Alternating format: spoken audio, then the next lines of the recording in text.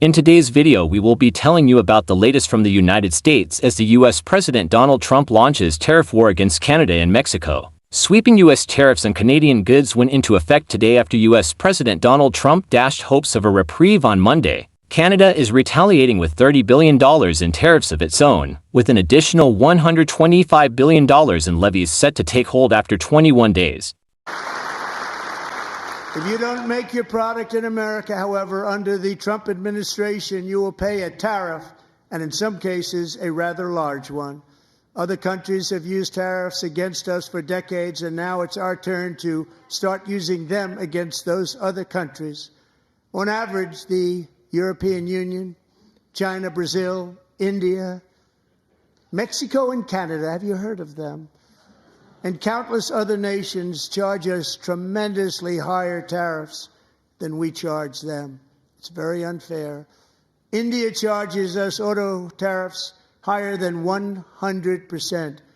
China's average tariff on our products is twice what we charge them.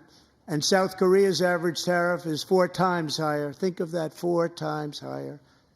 And we give so much help militarily and in so many other ways to South Korea, but that's what happens. This is happening by friend and foe. This system is not fair to the United States and never was, and so on April 2nd, I wanted to make it April 1st, but I didn't want to be accused of April Fool's Day. That's not, just one day cost us a lot of money. But we're going to do it in April. I'm a very superstitious person. April 2nd, reciprocal tariffs kick in. And whatever they tariff us, other countries, we will tariff them. That's reciprocal, back and forth. Whatever they tax us, we will tax them. If they do non-monetary tariffs to keep us out of their market, then we will do non-monetary barriers to keep them out of our market. There's a lot of that, too. They don't even allow us in their market. We will take in trillions and trillions of dollars and create jobs like we have never seen before. I did it with China, and I did it with others, and the Biden administration couldn't do anything about it because there was so much money they couldn't do anything about it. We have been ripped off for decades by nearly every country on earth, and we will not let that happen any longer.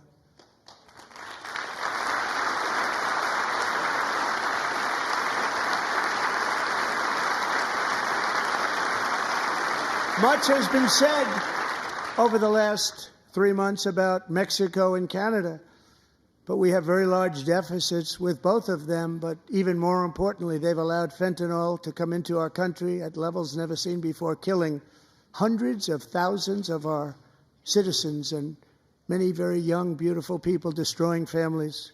Nobody's ever seen anything like it. They are, in effect, receiving subsidies of hundreds of billions of dollars. We pay subsidies to Canada and to Mexico of hundreds of billions of dollars, and the United States will not be doing that any longer. We're not going to do it any longer. The United States launched a trade war against Canada, their closest partner and ally, their closest friend. At the same time, they're talking about working positively with Russia, appeasing Vladimir Putin, a lying, murderous dictator. Make that make sense. Canadians are reasonable, and we are polite, but we will not back down from a fight. Not when our country and the well-being of everyone in it is at stake. Now, it's not in my habit to agree with the Wall Street Journal, but Donald, they point out that even though you're a very smart guy, this is a very dumb thing to do. We two friends fighting is exactly what our opponents around the world want to see. I think in terms of what he wants, and I heard he talked about banking again this morning in a tweet, which Doesn't make any sense because American banks, there's about 16 American banks currently active in Canada holding about $113 billion worth of assets in this country. So the American banks are alive and well and prospering in Canada.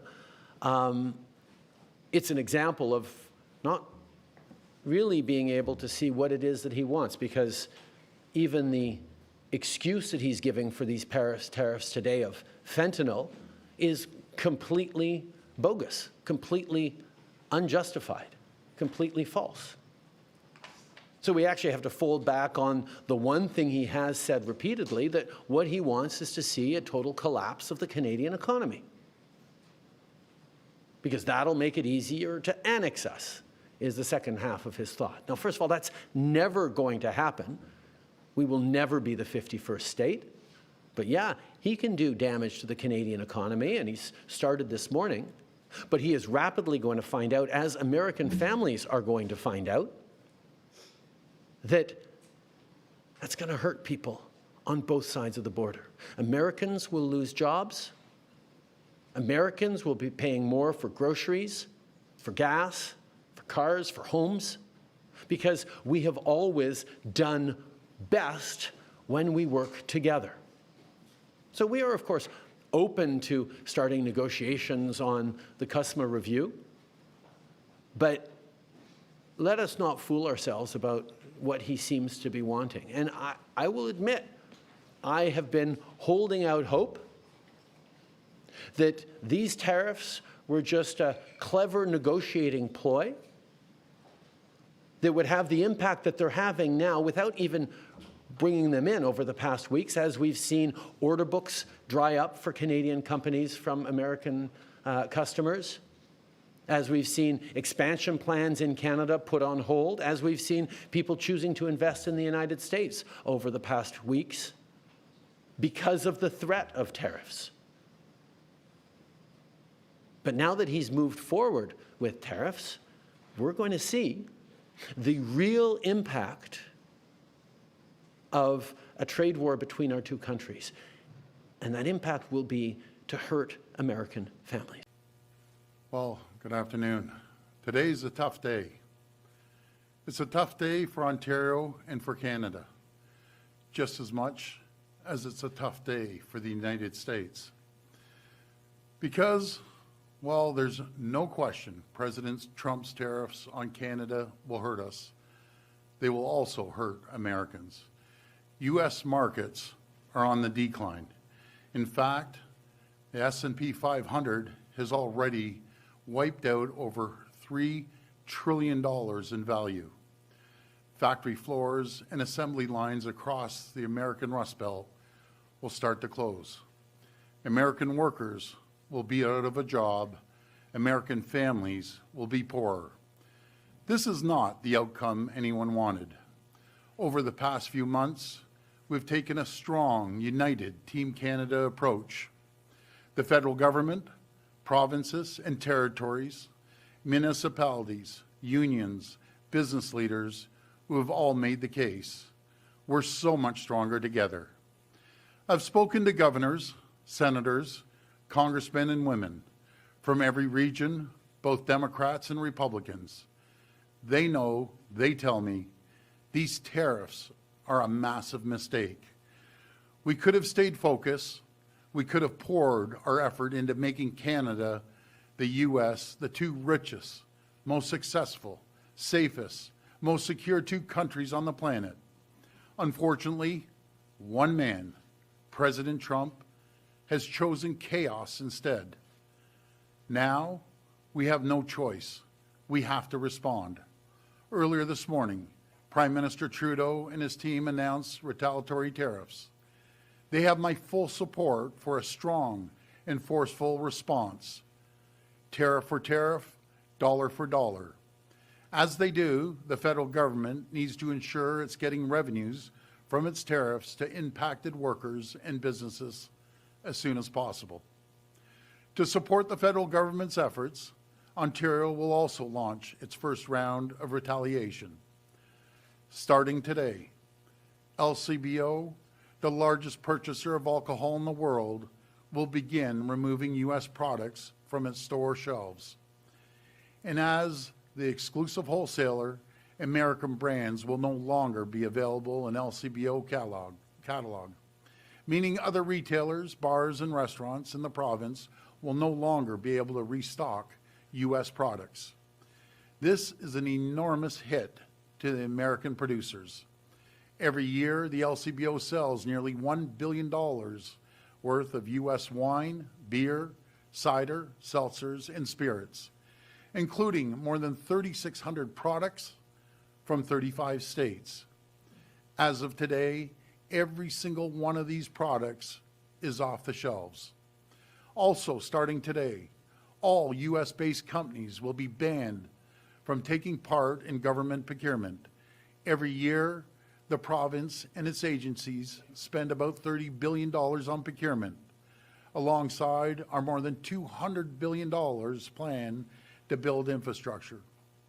U.S.-based businesses will now lose out on tens of billions of dollars in revenues.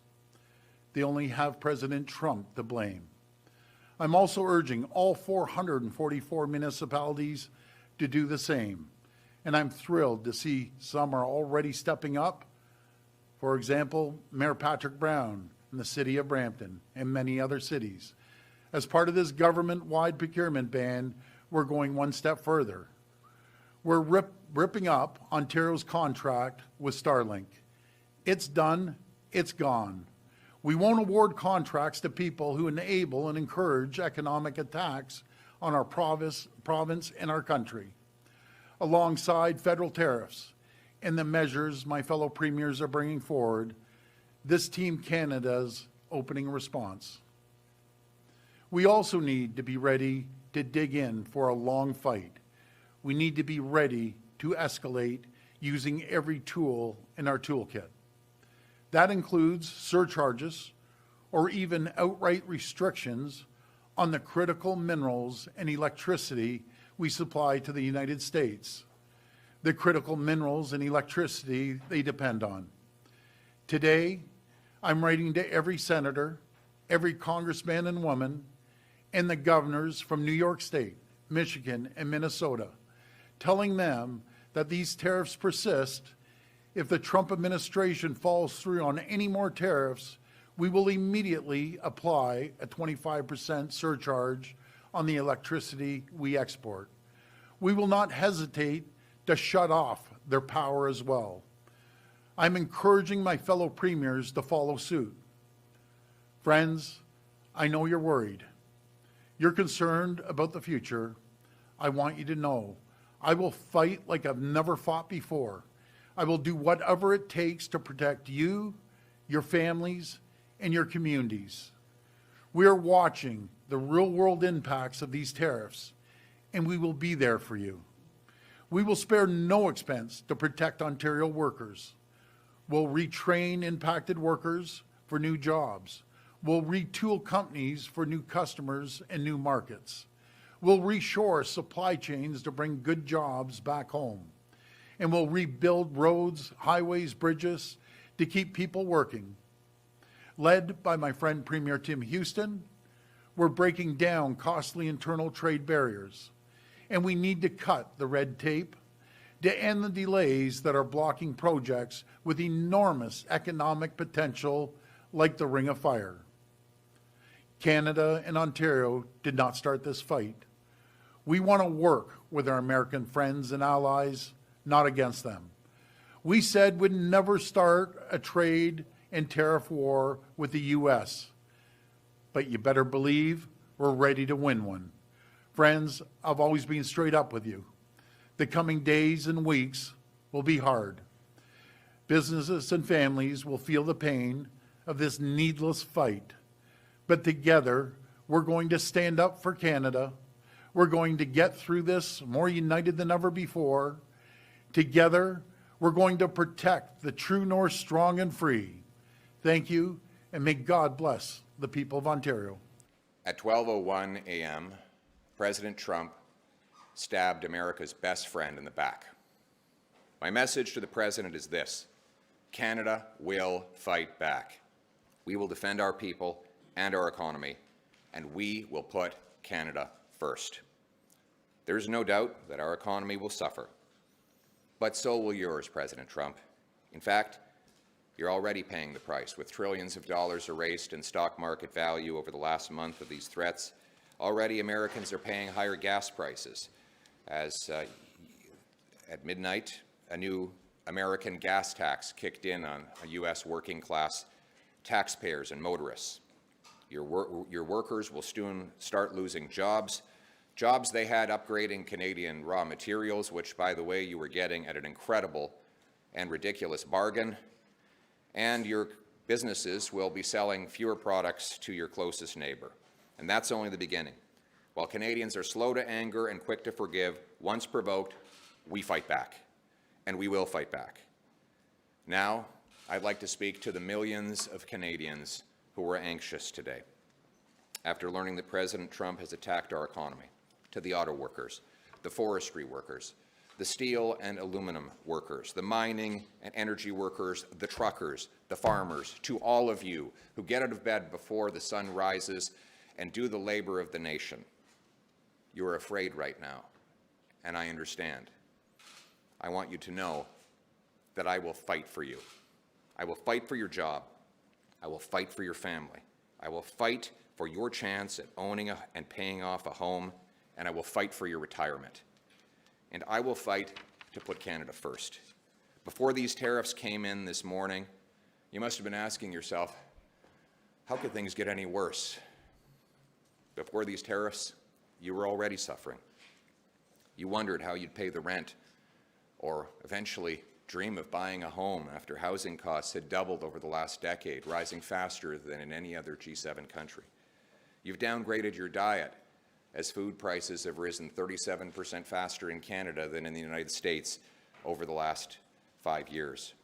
You might be one of the 2 million people, a record-breaking number, lined up at food banks, a number that has more than doubled before these tariffs applied. You've likely noticed that your paycheck is not keeping up with the record inflation, as Canada's GDP has grown less and lower than any other G7 country over the last decade. You might have noticed that your company has already been moving jobs to the United States, as greedy and self-serving CEOs put their share prices ahead of your job, and $500 billion net has left from Canada to Trump's America under the current Liberal government. And now this. But I'm here with a message of hope.